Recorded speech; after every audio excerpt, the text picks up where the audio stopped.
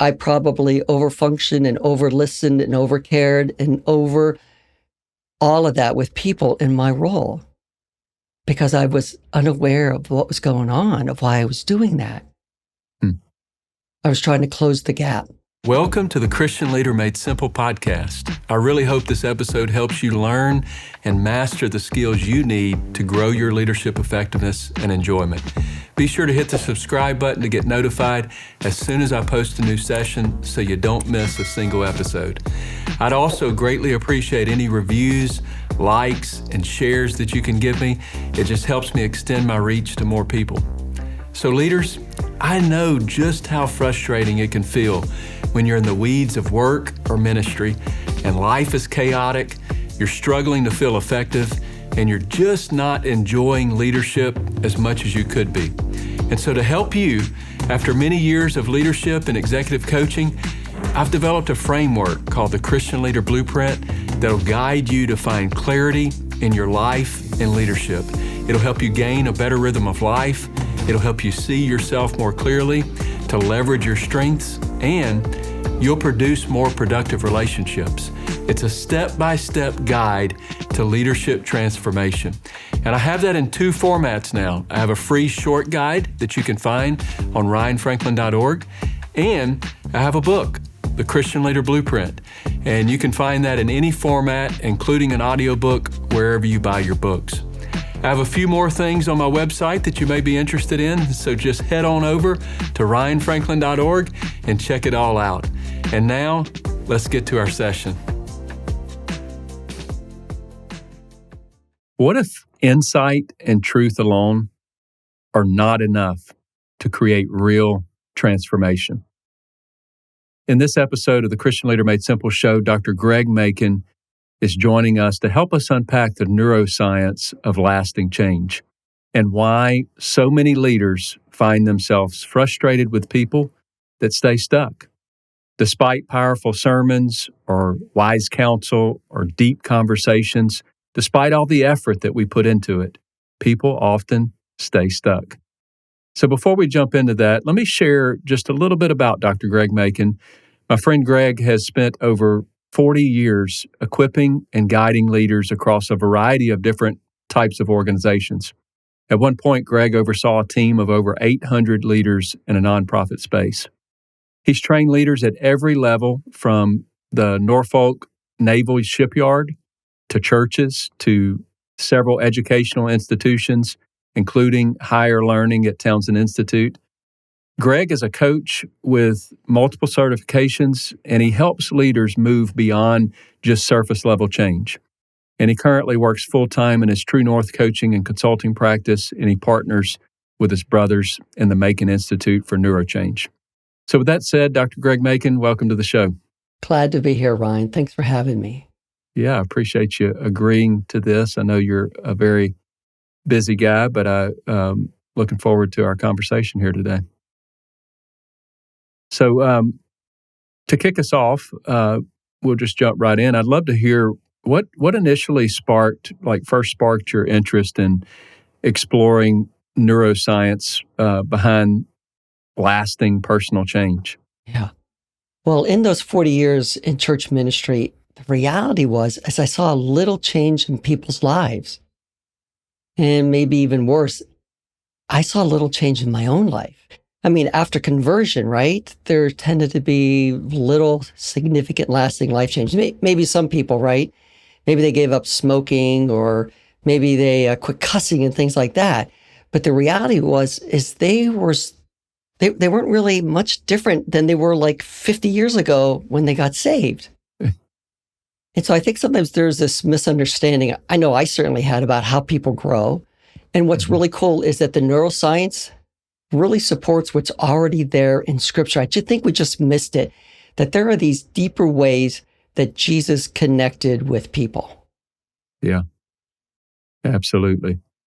And, many pastors and church leaders find that even when they share powerful truths from the Word of God, people still stay stuck, as I mentioned. Why is it that insight alone so often fails to create lasting transformation? That's a great question. Truth speaks to the left brain, Mm-hmm. while most things that where we get stuck, those patterns, they come from our right brain, what we often refer to as implicit core emotional learnings. And they're Mm-hmm. implicit because they're just outside of our awareness. And they're core because they're these foundational things that got kind of downloaded into us at a very young age. And there's a sense of either an experience or an emotion around it, some things that we've come to just know. But those things are just outside of our awareness, and they're kind of lodged in our right brain, and they Mm-hmm. remain relatively impervious to logic and beliefs. So think of the Apostle Paul, right? I know what I ought to do. That's all cognitive left brain. Yeah. But I don't do those things. That's those right brain kind of core emotional learnings. And then he says, well, what I shouldn't do, left brain insights. He knows all the truths, right?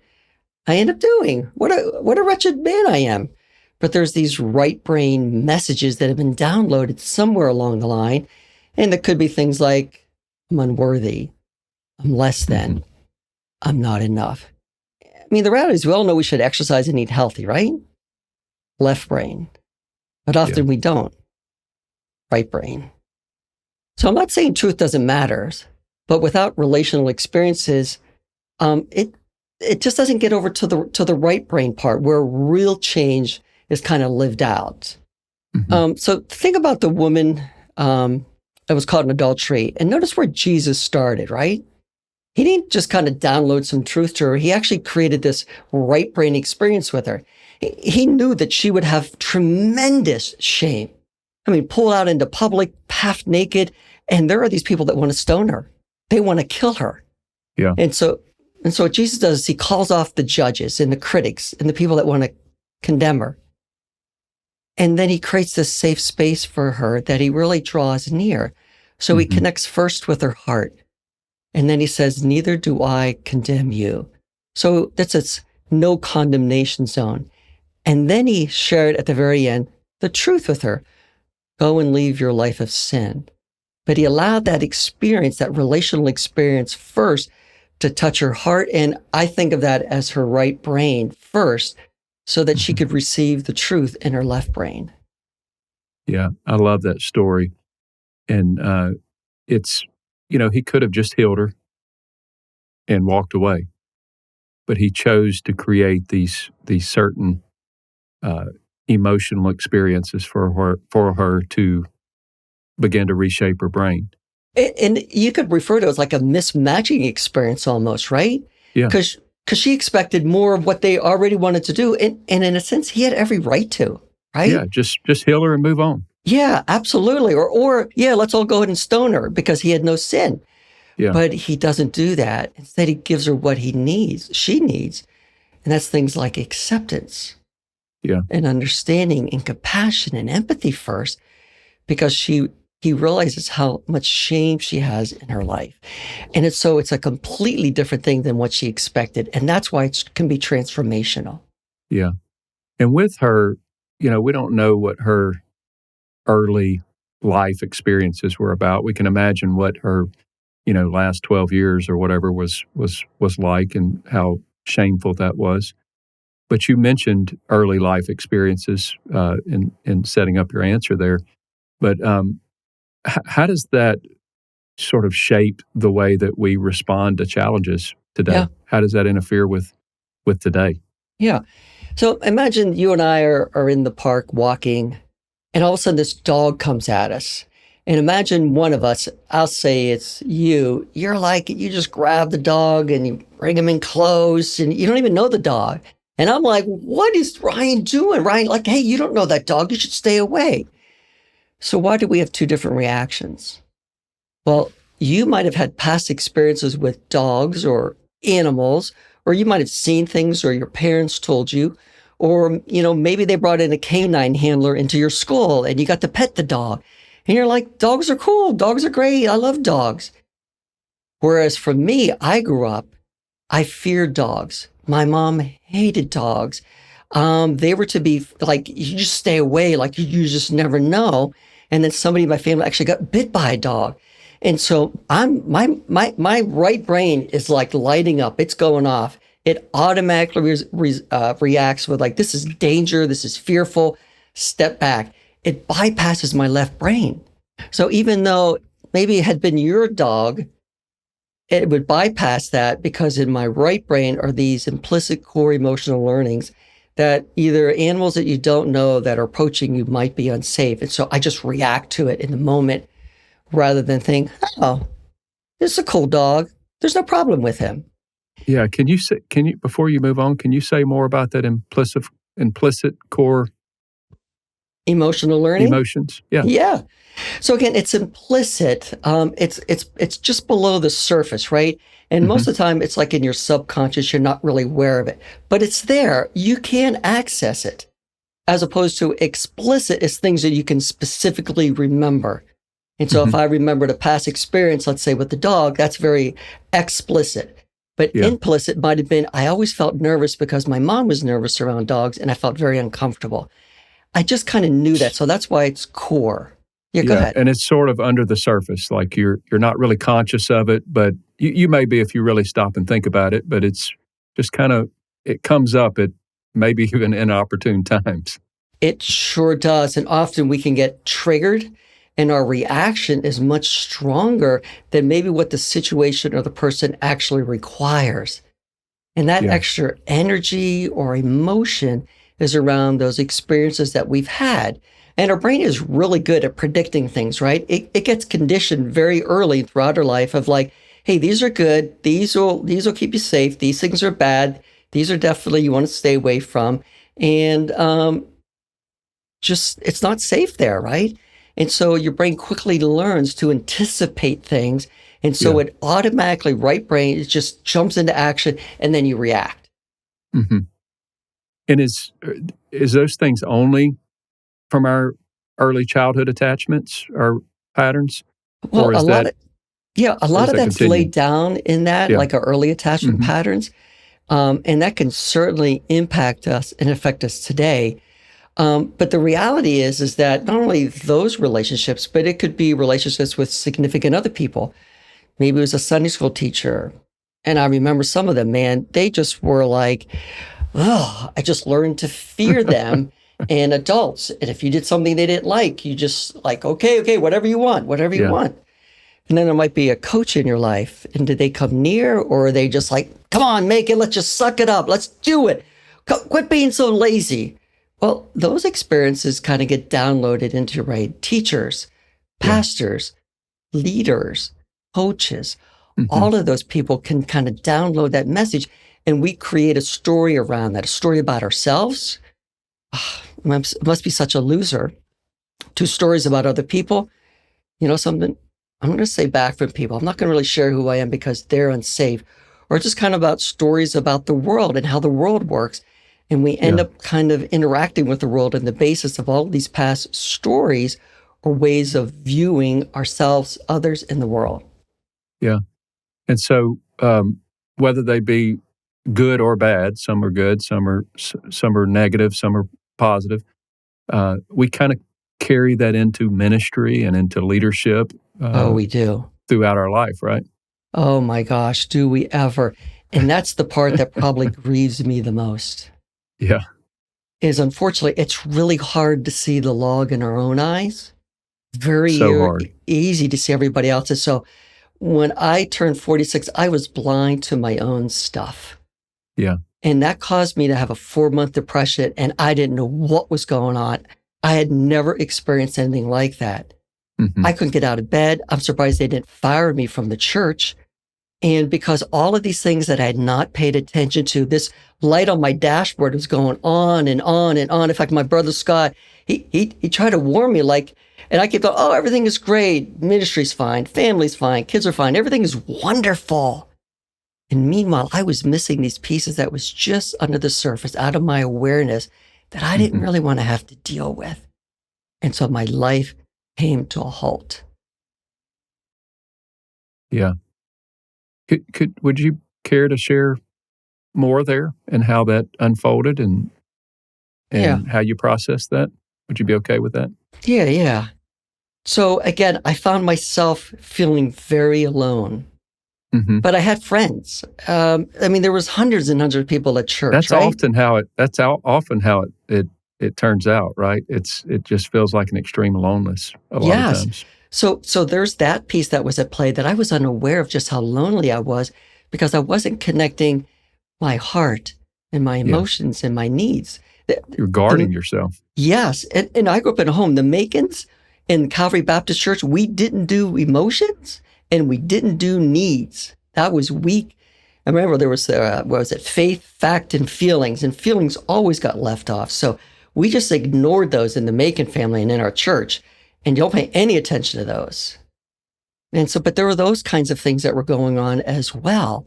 And so I used some of my old ways of I thought to change. And so I started a prayer chain. I had hundreds of people praying for my anxiety that was through the roof, and my depression was like, never experienced that. Yeah. I did my devotions more. It was 2 hours in the Word. And man, I kept looking for advice and things. And after 4 months, nothing changed because it was all left brain. Mm-hmm. It never really touched my right brain, what was under the surface. All of these old messages and tapes that needed to be processed with people that actually really deeply connected with where I was at, the good, the bad, and it was the ugly parts that I kept hidden. Say more about what happens in the brain when those old unprocessed experiences start resurfacing in the middle of our life, our situations. I'd say roughly half the time we're so unaware of it that we end up acting or doing things that we shouldn't be doing. So I think of David, right? He was on the parapet walking around when it was time where king's going off to war. So he had all kinds of things that were unprocessed, that were out of his awareness, it was kind of below the iceberg. What's he doing up there walking around? Why is he looking into everybody else's courtyards? Why is he checking out all the women that are bathing? Completely unaware of what's going on. And so he had ignored those things that were going on that he should have been paying attention to. Or the other thing that we do is then we find ourselves reacting to things. And so something that should be innocuous, all of a sudden we're like really angry or really sad or really overwhelmed.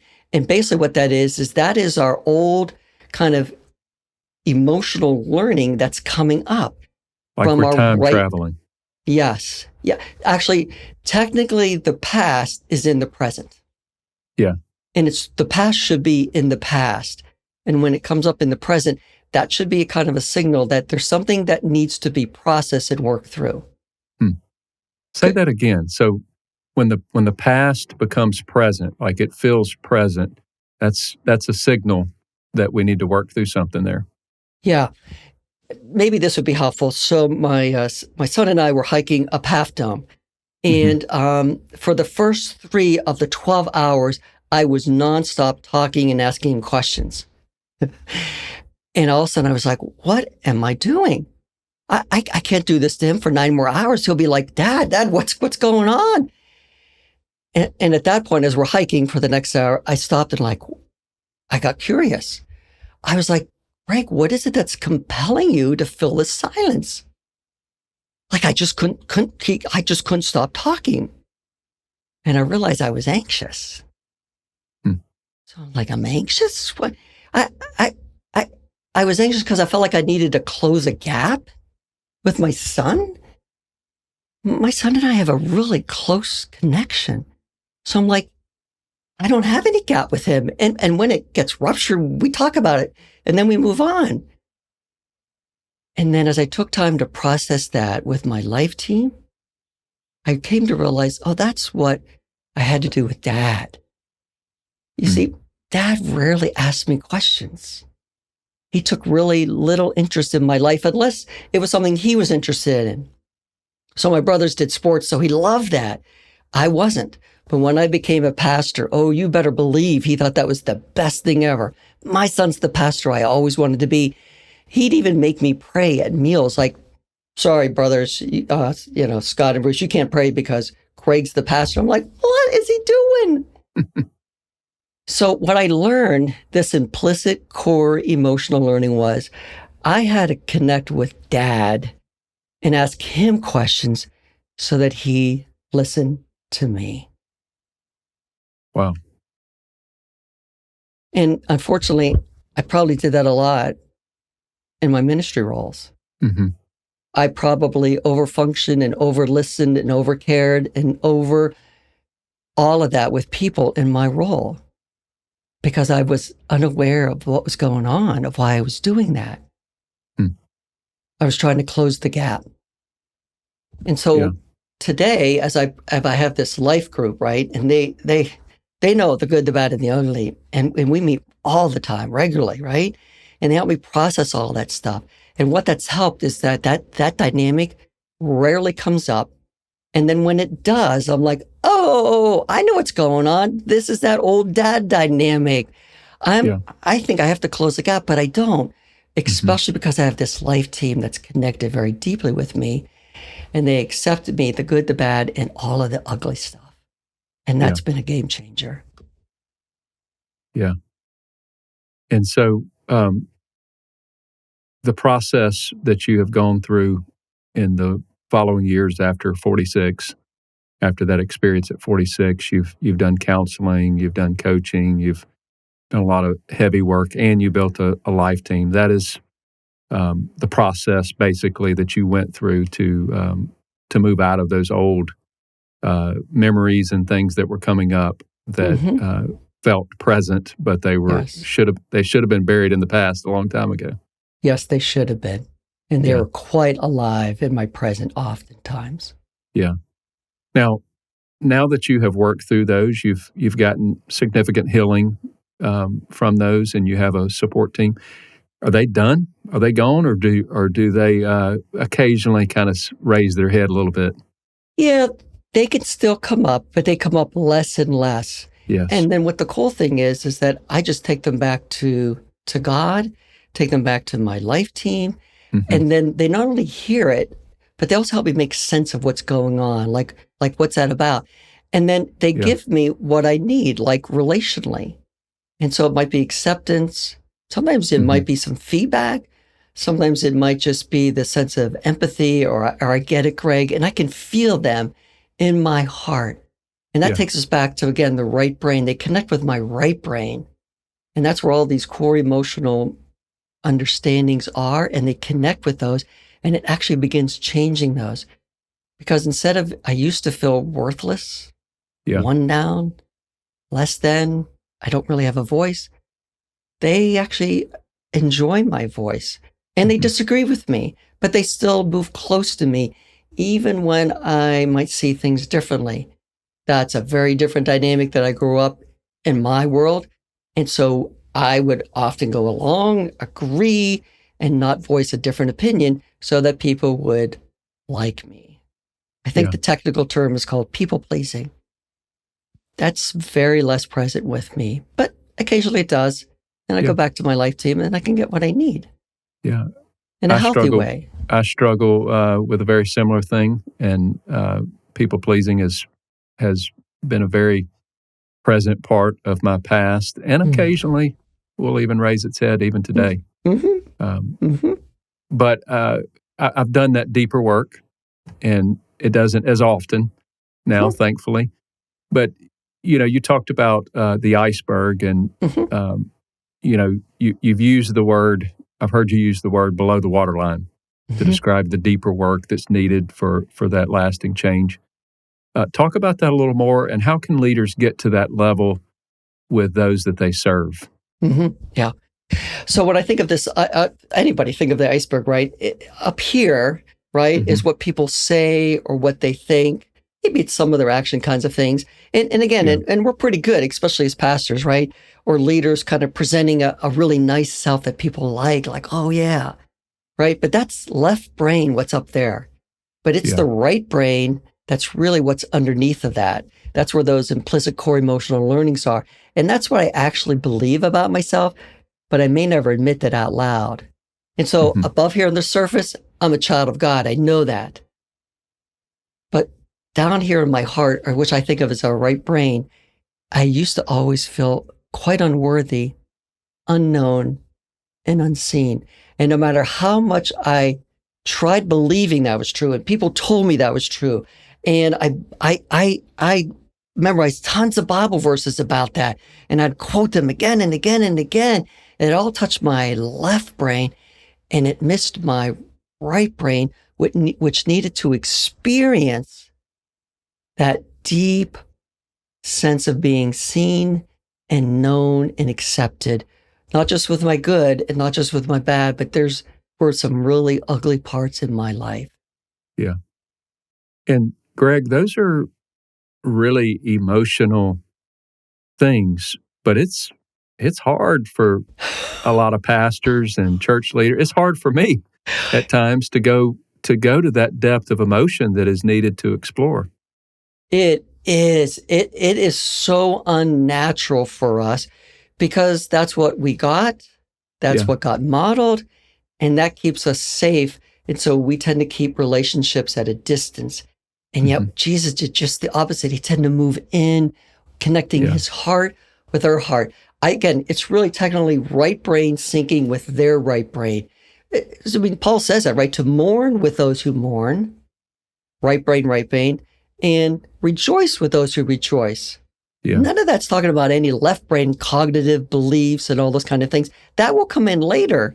But we need to sync up with their right brain, their kind of their relational, emotional side of their brain. Because sometimes in the church, we're kind of missing the other half of the brain. And we just want to kind of bring that online with all this great cognitive stuff, because this is really where change starts. And I'm so glad that you're bringing Scripture into this, because it is very much scriptural. And it's crazy how, we miss it. And we just don't see that part of Scripture so often, or we don't look at it through that lens. No, in fact, go ahead. If I could just jump in, I was at a funeral, and it was for a friend's nephew had died tragically. It really was tragic.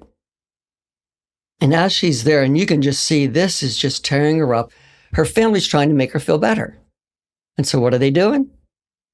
Oh, he's in a better place. He's in heaven. It says in Scripture, hey, you're going to see him again, reminding them all those truths. Hey, it says over here, God's ways are not our ways. His ways are higher than ours. And while all those are true, they were connecting their left brain with her right brain, and it was out of sync. And it actually made it worse. Yeah. It pained me because with that, her wailing and mourning increased. I almost crawled out of my skin. I wanted to call them all off and create this no condemnation, no suggestions, no advice. Don't kind of truth her anymore. Give her grace. And I just said, I am so sorry. That must have felt awful to have lost him. Mm-hmm. And with that, she started talking about it. And then when she paused, I just said, my heart, and I knew him too. He was one of my youth group kids. And I said, my heart aches too. I am so sad. And then I shut up. And I just listened, and she talked more.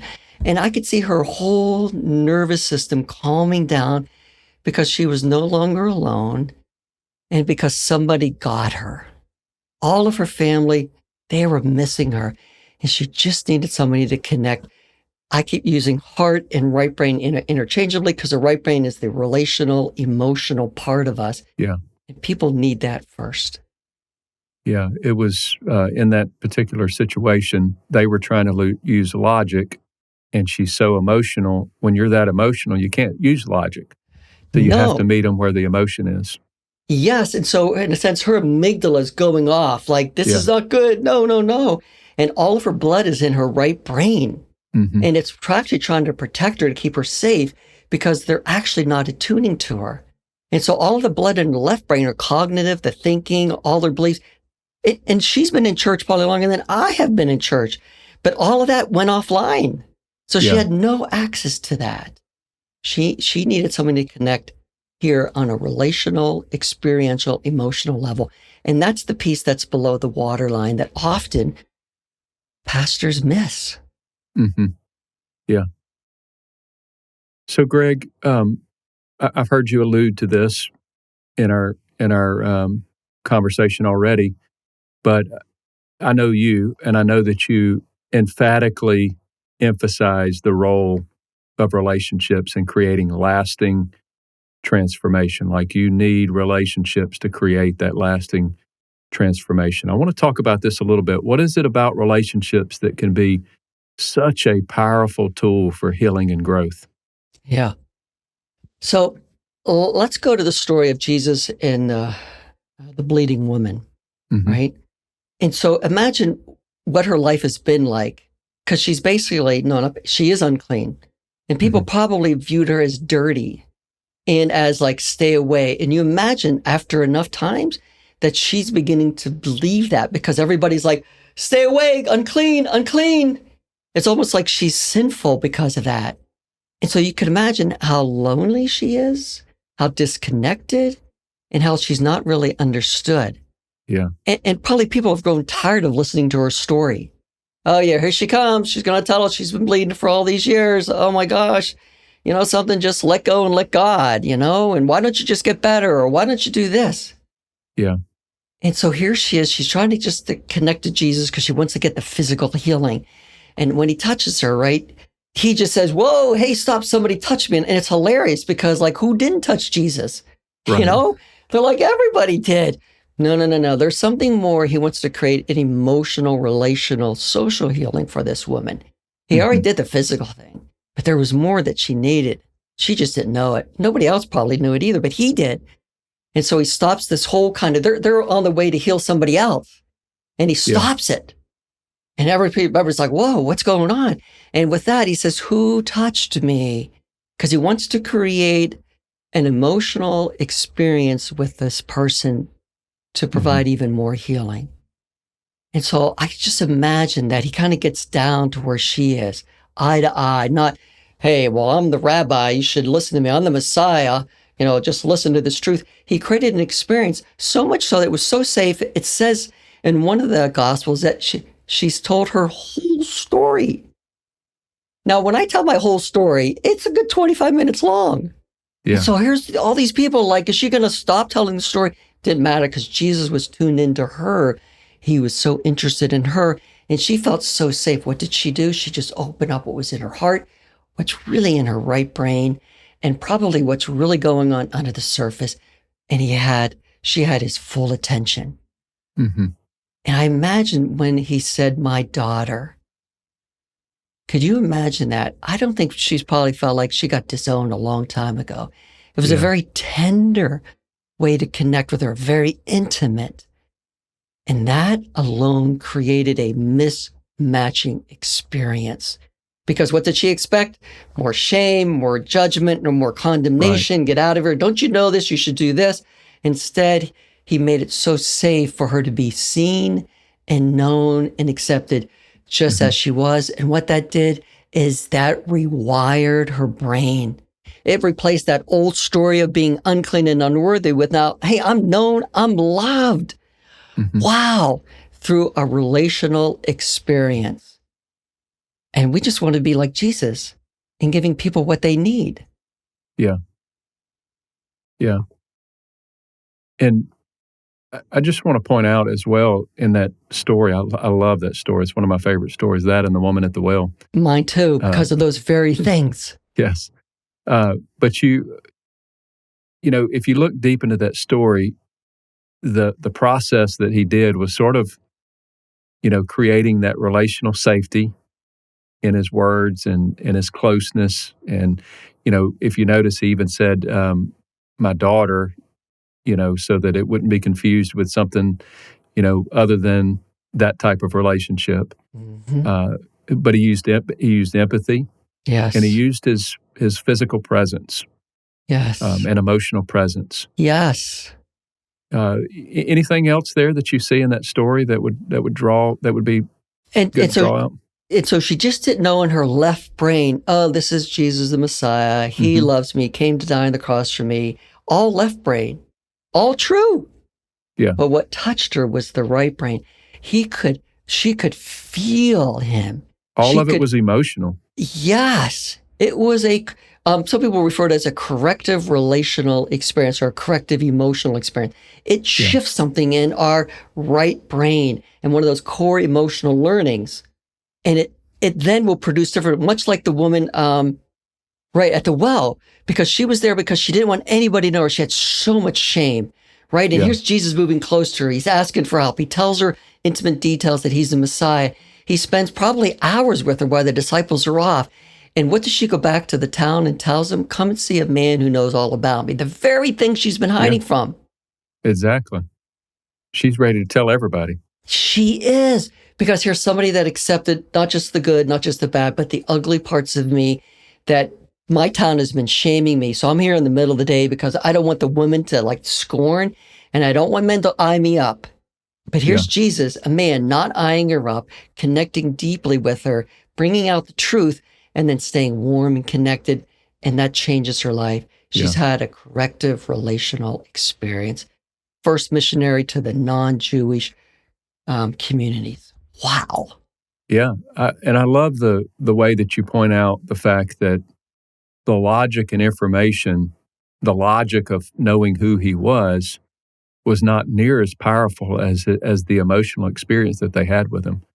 The presence, the empathy, the drawing close. That was more important than anything that they knew about him. Yes, it was. And so he brought in grace first. Always lead with grace, right? He was full of grace and truth. To lead with grace, and it makes it so that their right brain and their left brain can hear some truth, and it could be true, good truths like "I love you," "I see you," "I know you," "I get you," and it could also be some other things that, like, I was unaware of things in my life I needed to pay attention to, much like Nathan did with David to bring those things into his awareness. But having that relational experience with somebody, start there first, is vitally important. And I was doing a study on grace and truth recently, and there's 26 times that there's a variation of grace and truth in Scripture. And I would say probably 95% of them was always grace and truth. I think there's a couple instances where it said truth and love, which would be the same thing, but it said truth and love. But 95% of them was grace first and then truth. And I think it's important to know that it's that grace, that presence, that love that actually makes the truth palatable. Yes, and that's what changed me. Yeah. So God and his family, my life team, my life group, they were part of delivering that kind of relational nutrients of grace and truth that I needed, that I was missing. Yeah. And that began working on my right brain, in addition what had already been there in my left brain. And so it got much deeper than just knowing, but it was experiencing something different. And that changed my life radically. I am nothing like I was 20 years ago. And it wasn't that you were avoiding truth. It wasn't that you were avoiding things that were going to make you better. And I think that's the fear a lot of times of if you give too much grace, that you're too soft, people are not going to change or whatnot. But I think the right balance and the importance of knowing, like your life team, for instance, they don't just give you grace and relational nutrients. Part of relational nutrients actually is sometimes you give perspective and advice and challenge and things of that nature as well. But you start with the grace part. Yes. And when we lead there, that's the game changer, I think, for people. Yeah. In fact, one of the questions that you might have is that, well, like, what do we do with leaders? Like, where do they start? Yeah. And so I think give us some steps, and we'll kind of wrap up with this. But give us some first steps that people can take to shift their approach to, from giving advice to facilitating real change. Yes. Yeah, so that advice monster is big with us, right? Because we know so much truth and we have so much experience and so much knowledge. We just want to download it on them. And I had people that I worked with in the youth ministry, they just wanted to back up their truck of truth and download it on the students and think the students were waiting there with welcome arms, changed my life. But they actually didn't care at all what you knew until they knew how much you cared. Mm-hmm. And so lead with attunement. And attunement just basically means it's kind of like empathy on steroids. And so basically all we're doing is we're responding to the person with emotion. Like that example I gave you with one of my friends at the funeral. And we don't respond with answers. So it's really, they call it tuning in the literature. into them. That is perfect. You're turning into them, tuning into them, getting on their way left. And they've actually studied this in the research. It's called right brain to right brain synchronicity. And it's exactly what happens with, especially with moms, but it can happen with dads, and it can happen with grandpas, with their grandkids, right? And my grandkids know how much their papa loves them because they've experienced that. And if I even begin to say, hey, I love, Ellie's like, Papa, I know that you love me, because she's had experiences. So when we lead with attunement, it's connecting with their emotion. So before we continue on with the podcast, this episode is brought to you by Christian Leader Community Coaching. Are you a Christian leader who is overwhelmed by the complexity of trying to figure out how to grow your team? I want to introduce to you our Christian Leader Community Coaching program. We have an easy-to-use online platform that has a full archive of courses, supportive community, live group coaching, and elements that are customizable specifically for your team. And I've personally seen the quick and enormous impact that it can have on a team of leaders who are focused together on learning and mastering the skills needed to grow their leadership effectiveness and enjoyment. And we want to be a part of that with you. We want to help you create and implement a plan. The community is very much affordable, but I would say that you can't afford not to have focused growth within your team. Your results heavily depend on it. So don't wait any longer. Let's do this together. Go to ryanfranklin.org and join Christian Leader Community Coaching today. I look forward to seeing you and your team inside the community. And now, back to our podcast. Second, be vulnerable and connect your heart with theirs. And this is tough. Like, again, and this is appropriate vulnerability. This isn't like putting all of myself on Facebook. This isn't standing up on Sunday morning. And unfortunately, I had a pastor that did that, and he just aired his dirty laundry. That's inappropriate vulnerability. But Paul said, right, Corinthians, dear Corinthians, open your hearts wide to me like I've opened up mine to you. He was calling them to connect heart to heart, right brain to right brain. Yeah. And that's with another hard safe for us. person. This was safety. Yes, involved. Absolutely. And if you're in the role that the other person may not be safe, so in your pastor role, when you're listening, in a sense, there could be a certain level of being vulnerable to allow yourself to feel some of what they're feeling. But it doesn't mean that I then share with them all of my stuff. I take that to my life team. I process that there, so it doesn't kind of come into that conversation, because then I'm not emotionally needy to the person that they need help or they need to come alongside with them. I have enough capacity in me to kind of meet some of those needs that I can, because I can get my needs met elsewhere from Jesus and from the body of Christ. Yeah. So connect your heart with their heart. And then the third thing is provide grace. We've been talking about that, right? Kind of those relational nutrients for what they need, from truth to acceptance, to feedback, to for perspective, to containment, to all of those kinds of things. And we can actually even share a link about some of those relational nutrients that we as leaders and pastors and just as people that care about others, that we can kind of tune into what does the other person need. Because most of the time, in those 40 years, I might have had this many people ever come to me and just say, Gregg, I need your advice. Tell me what to do. And they went out and they followed it and it changed their life. Yeah. Actually, I don't think anybody ever changed because of that. And so you could even ask them, what is it you need? And you could, again, it might be just being understanding, or it might be just connecting with my heart. Yeah, and we can put that link in the show notes of that. That'd be a great resource for people to get. So we'll make sure we do that. Absolutely.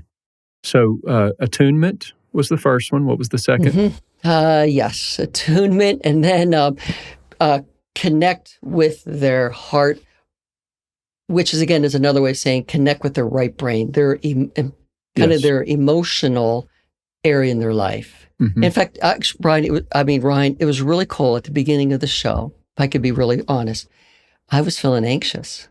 Yeah. And that has been really worked through. And this is the first time it feels like at least in 5 years that I felt that. And you just kind of tuned into me. And you said, tell me a little bit more about what's going on, Gregg. And you kind of leaned, I could feel you leaning in. And so I could feel your acceptance. You didn't say, hey, Gregg, I accept you. But you did that. And as you did that, I could feel my nervous system calming down a bit. Mm-hmm. And we talked about like what's going on. And I said, yeah, I thought I got to get this right. Because everybody's going to be looking. It's going to be on YouTube. And people are going to like, oh, he screwed up there or he messed up over there. And then you identified with me and you said, me too. And you didn't go on for 20 minutes about your story. You just said, I felt some of those things. So you were vulnerable and you connected your heart with mine.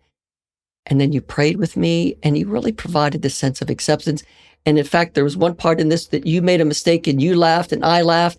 And it provided more of that acceptance because I like, hey, if Ryan can make a mistake on this, so can I. And my heart has just continued to calm down throughout all of this because of what you've actually just provided for me in the last hour. Thank you. That's tremendous. That's tremendous.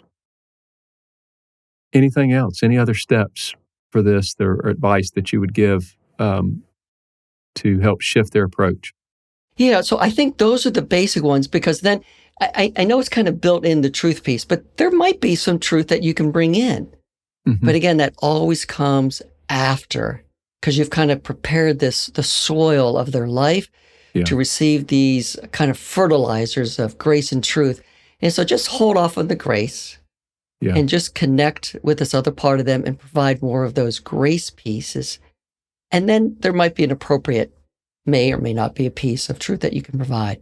But that always follows. And that's why, again, on a Sunday morning, it can be especially challenging to create kind of a right brain to right brain experience. That's where it can be very, very difficult to do that. And yet as pastors, sometimes we could share a personal story or connect with people's emotions. So there's some challenges that we have there. And there may be other ways that we can do that, but those are just a couple off the top of my head. Yeah, well, tremendous. Another thing that I can think of that would be an actionable step for someone to begin to shift their way of approaching this would be to actually, you've got an institute, a neurochange institute, Makin Institute, but it's neurocoach training. And, a lot of people would do that type of training because they want to be an executive coach or, a leadership coach or life coach or something of that nature. But it could also be extremely beneficial to just a senior pastor or an associate pastor or whatever that is just wanting to get better at really tuning into their team. And I would love for you to just, as we're wrapping up here, just share, how could people, first of all, say what it is, tell about it, and then we'll tell people how to connect with it. Yep. So it's a 6-month training program in some of these coaching skills. We've already actually covered quite a few of them, right? And we start in the left brain with the person sits in front of us and just like, hey, what's most important right now to talk about? But then we shift to the right brain and we do the attuning that you've been learning about here and connecting to that because that takes us a little bit deeper below the surface of the iceberg to where the real change happens. This is exactly what Jesus did. So this is based on Jesus, and this is based on all of the neuroscience. And that gets us to those core implicit emotional learnings. And with that, people have to have a new experience, a new relational experience. And again, we saw some examples of Jesus doing that. We even shared, even right now in the last hour, that Ryan provided that for me that actually helped shift something really profound in me just even today. And so once we create that corrective relational experience, some people refer to it as mismatching, then we shift back to the left brain. And you actually said, Gregg, what are some actionables? And that's what we do. So how do you kind of develop your life team could be an actionable? Or how do you want to, kind of take this forward? Or what do you want to do next with this? So how to put it into practice and have it live out in your life. So that's kind of the neuro change paradigm of how people change and grow. And that's what we use for our coaching. So you'll learn all of those skills and more that, again, from scripture and also from the neuroscience. Yeah. So if I understood you correctly, you are provisionally approved for ICF as well? Yes, we are. So this is not just some fly-by-night coaching program. This is a tremendous program that you've put together. that is actually ICF provisionally approved, right? Yes. So once we get this first cohort through and one person passes, then they're like, you're great to go. But everything else was thumbs up. And so we're really excited about offering a neuro coaching certification. So you're going to get that. But also then that it's part of this process that the International Coaching Federation has. So you can get your ACC credential.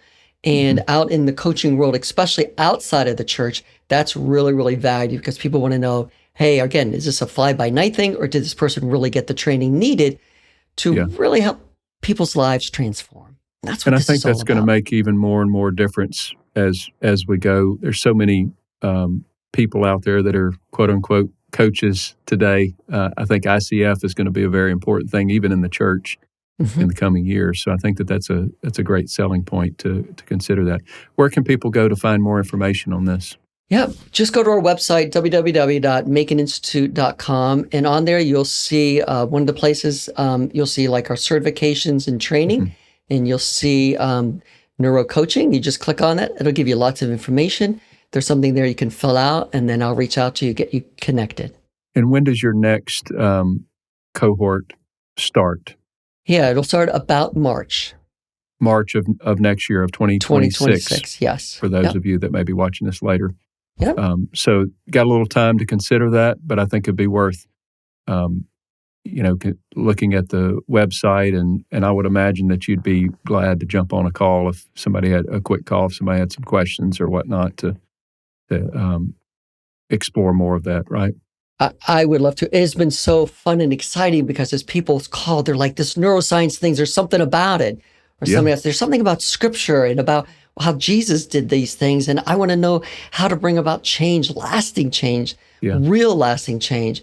And so, man, it just jazzes me to talk to people that really want to see people's lives changed. Yeah. And I'm so privileged and thankful that I've been connected with you guys, you and your brother Scott. Scott's been on the podcast before as well. But and I went through his program January. It's a very similar thing to what you're doing, but not sure exactly what the differences are. But it's a deep dive into neurochange, and that was a tremendous experience. The Makin boys have a good thing going on. I can tell you that. Yes, thank you, Ryan. So I just want to say as we wrap up here, thank you so much for joining us, Dr. Makin. It's been a great privilege to have you on. I appreciate you giving us your time. You're welcome. I enjoyed being here with you, Ryan. Take care. And so this concludes our show today. My name is Ryan Franklin. Thank you so much for joining us on the Christian Leader Made Simple podcast.